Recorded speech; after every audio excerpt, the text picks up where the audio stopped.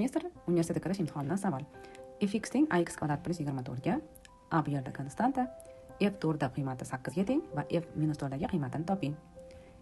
F to'rtda 8 ga teng degani, ya'ni x ga 4 berganimizda funksiyaning qiymati 8 ga teng. Keling shu ma'lumotdan foydalanamiz.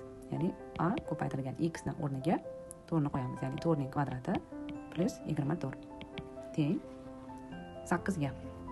Demak, 4 ning kvadrati 16a plus 24 teng 8 ga. Tenglamaning ikki tarafidan 24 ni ayiramiz. Shunda 16a teng bo'ladi minus 16 ga. Endi tenglamaning ikki tarafini 16 ga bo'lib yuboramiz. Shunda a teng minus 1 ga. Mana a ning qiymati chiqdi va mana shu a ni tenglamaga olib borib qo'yamiz. Ya'ni funksiyani ifodasiga fx teng minus 1 ni qo'ysak minus x kvadrat plus 24. Mana funksiyamizning ko'rinishi.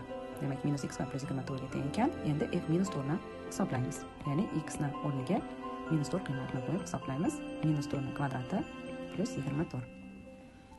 Demak, minus 4 ning kvadrati 16 ga teng plus 24. Demak, minus 16 plus 24 8 ga teng. To'g'ri javob B javob.